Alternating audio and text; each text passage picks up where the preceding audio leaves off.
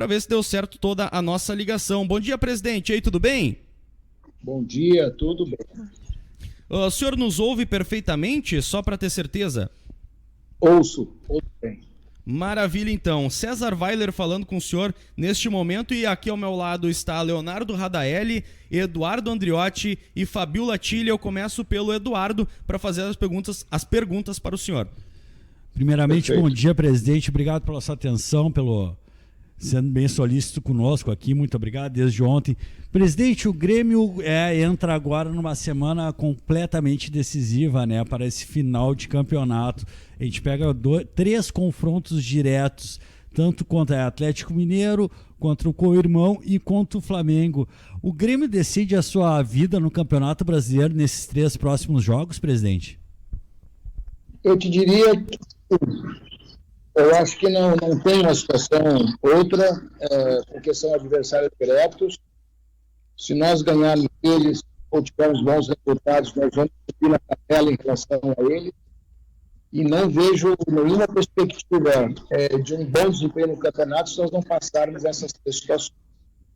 São jogos dificílimos, dos mais difíceis pelo momento que todos estão vivendo, na perspectiva de se classificarem, chegarem. Mas o Grêmio, se quiser fazer campanha, efetivamente tem que encarar esses jogos com responsabilidade de vitória, senão não vai chegar. Vou até pedir uma gentileza para o senhor, presidente. Eu não sei se o senhor está em movimentação ou está fixo em algum local, porque deu um cortezinho agora na nossa chamada.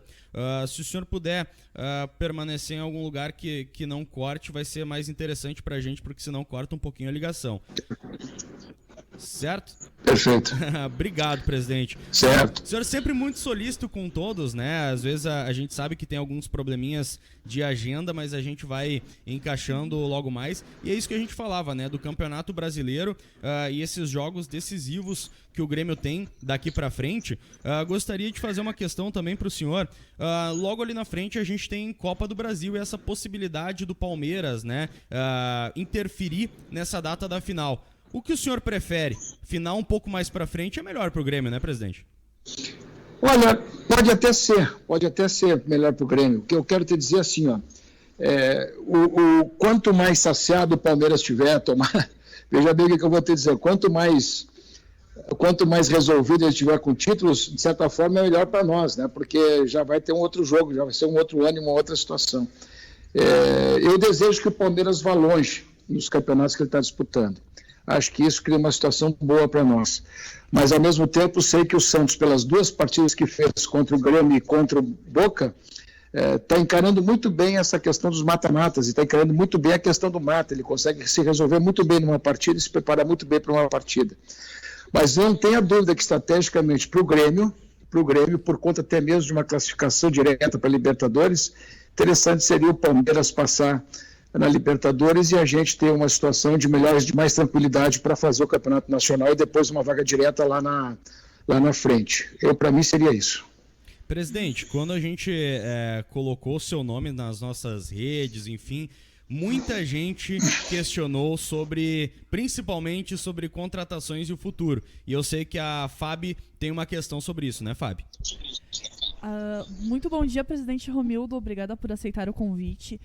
A minha questão neste momento é em relação ao Orejuela e a novela que acabou se criando em relação ao Cruzeiro, né? Até acabou saindo em alguns canais que o Grêmio teria o interesse de entrar com um processo em relação à conduta do Clube Mineiro. Até que ponto isso é verdade e qual que é a percepção que o Grêmio tem sobre esse acontecimento?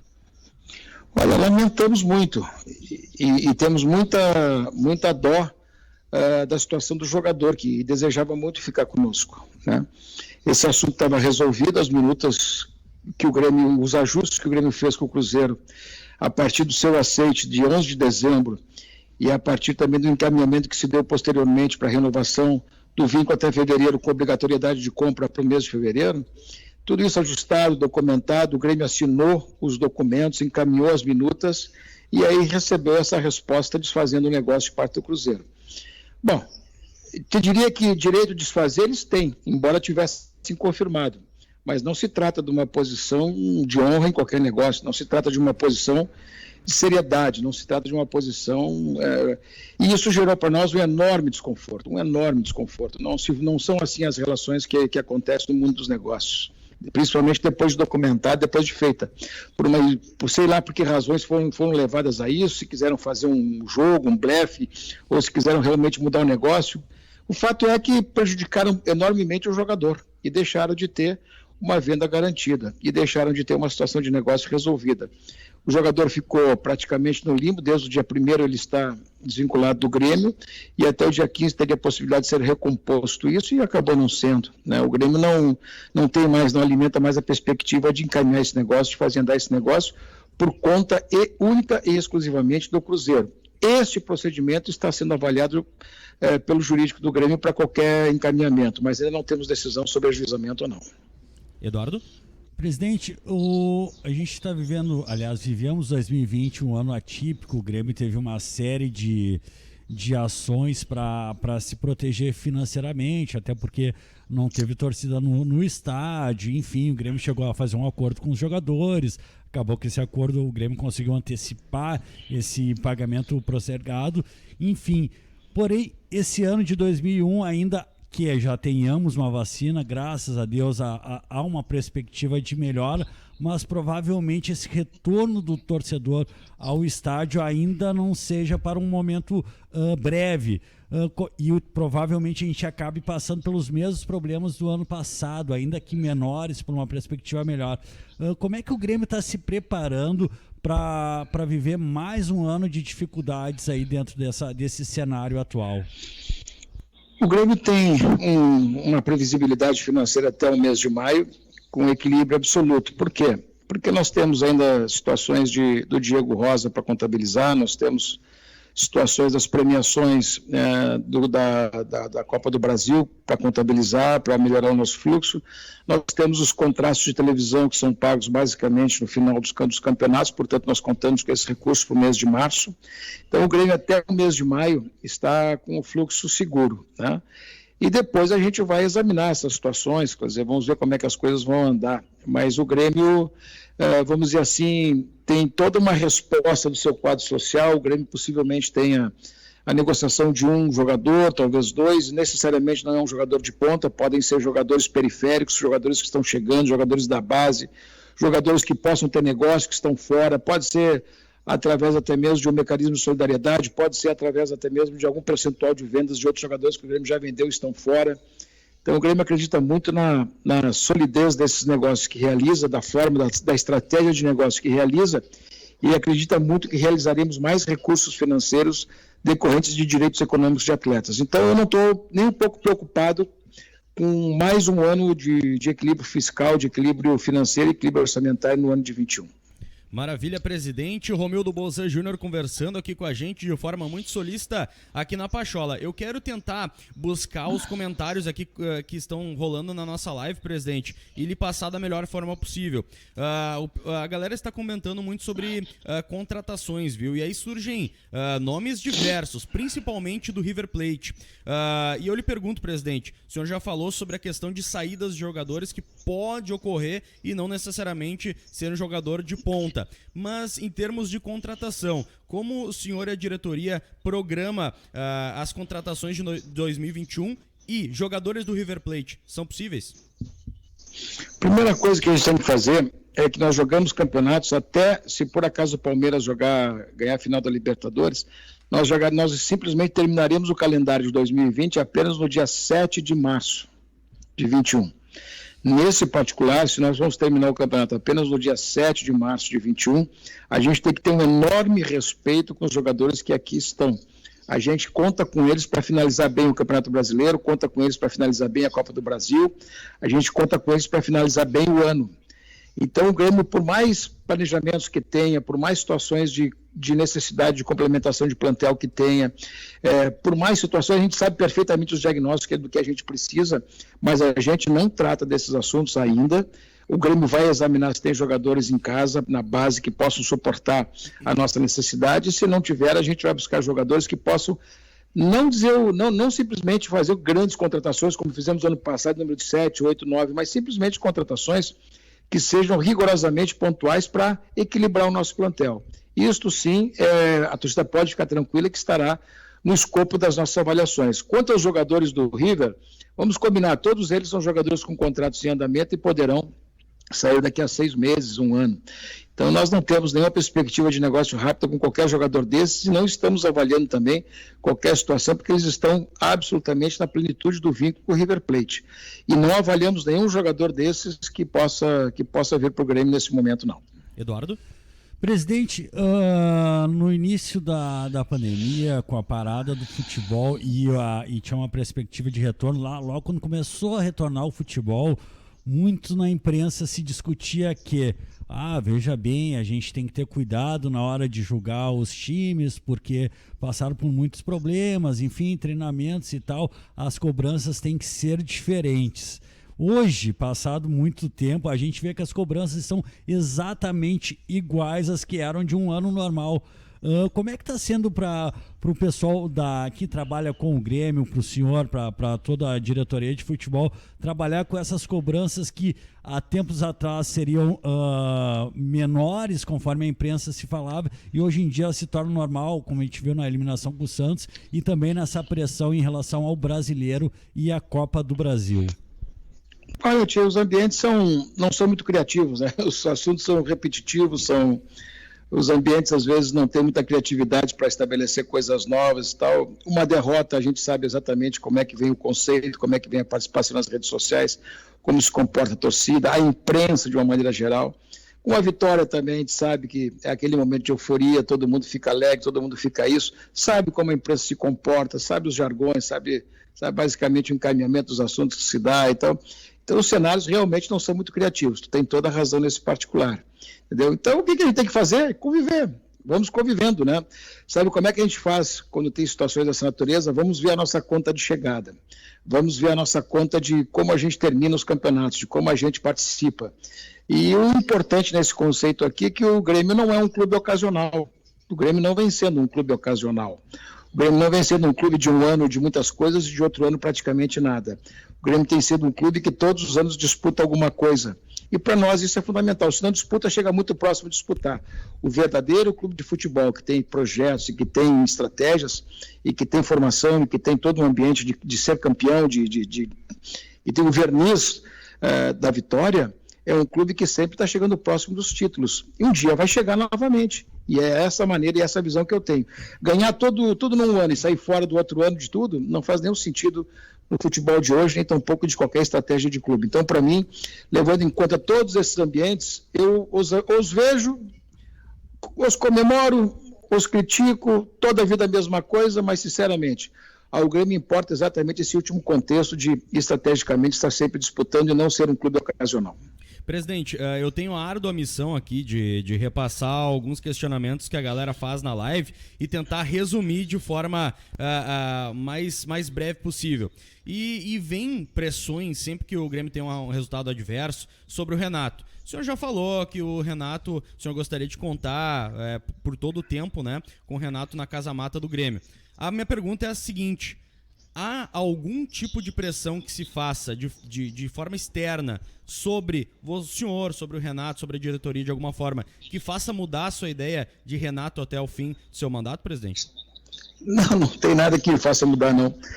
É um processo instalado no clube, é um processo interno, é um processo que está há 4 anos, indo para o 5º. Tu não vai fazer por causa de um resultado, por causa de uma situação, porque chamou a atenção negativamente de um ou outro, de vários torcedores que de vez em quando pegam um robô e fazem uma enxurrada de manifestações, todas elas iguais, todas elas fora isso, fora aquilo, fora Romildo, fora Renato. Isso a gente está acostumado. Se a gente não tiver o domínio e a certeza dos ambientes que tu estás dentro, se tu não tiver a segurança que os processos que tu estás gerindo, que estás dentro, não são seguros e, portanto, producentes, aí tu faz o seguinte, tu não fica nem sequer na presidência do Grêmio, tu sai fora. No nosso caso, a gente tem uma avaliação muito segura de tudo isso. E o dirigente tem uma responsabilidade maior. O dirigente pode ser confirmado como um derrotado e pode ser confirmado como vitorioso, depende do que vem pela frente.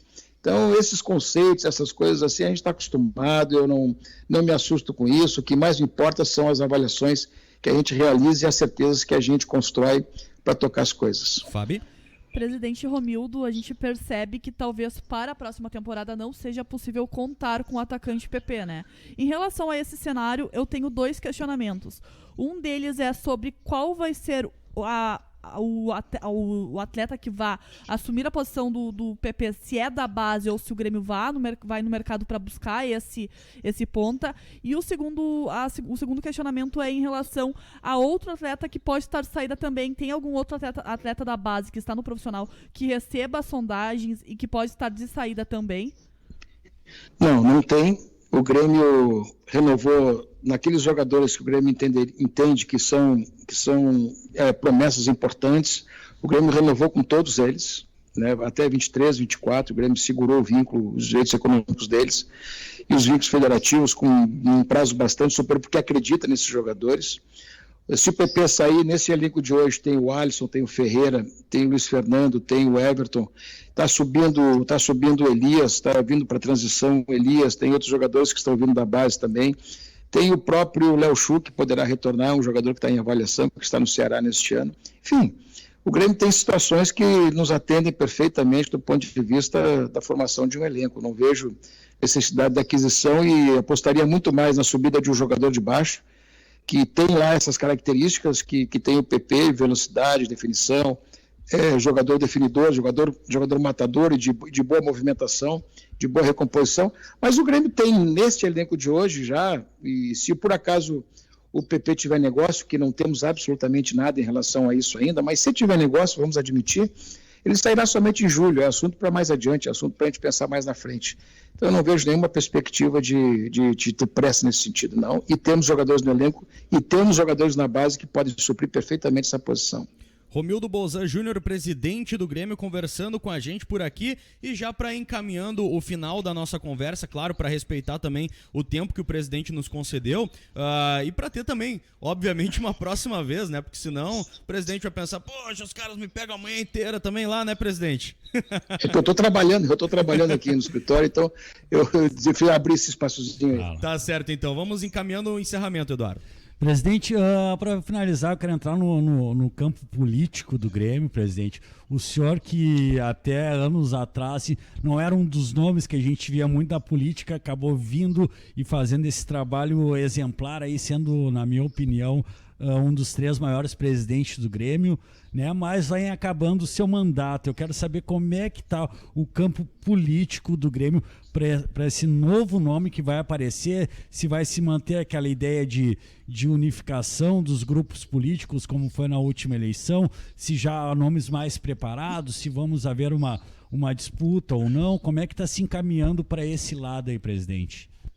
Olha, eu acho que o que nós temos aqui, em primeiro lugar, é um legado de comportamento de governo, de governança do clube.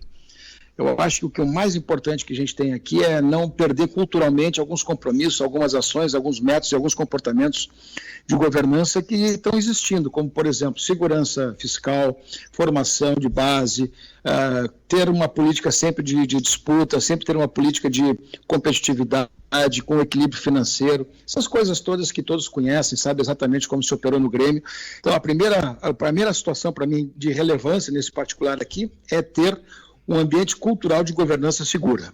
Para mim, passa por isso. Segundo momento, seria muito importante, sim, se a gente ainda tivesse unidade política. Unidade política não significa dizer que está concordando ou discordando, significa que temos pontos convergentes e que podemos tocar um projeto que seja rigorosamente um projeto que preserve a integridade política do Grêmio, preserve os posicionamentos, mas preserve também a nossa capacidade de fazer futebol e fazer gestão de futebol, principalmente com o propósito de vencer, com harmonia de comportamentos, com harmonia política, com harmonia interna, com harmonia de convivência, tudo isso que são consequências de um discurso de união.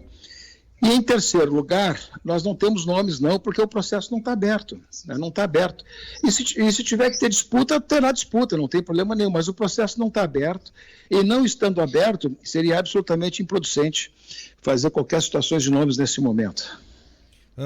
Tá certo, então. Eu gostaria de agradecendo o presidente Romildo Bolzan Júnior, que nos atendeu de forma muito solícita, e pedir pra galera que nos acompanha deixar aquele like para ajudar o nosso trabalho, porque, gente, uma entrevista com o presidente Romildo Bolzan Júnior não é qualquer pessoa aqui que nos atende, né? O presidente. E para não dizer que eu não passei por todos os assuntos, a última questão, a derradeira, presidente, rolou muito aqui no chat. Uma atualização rapidinha, sucinta, sobre a questão da arena, presidente, por favor.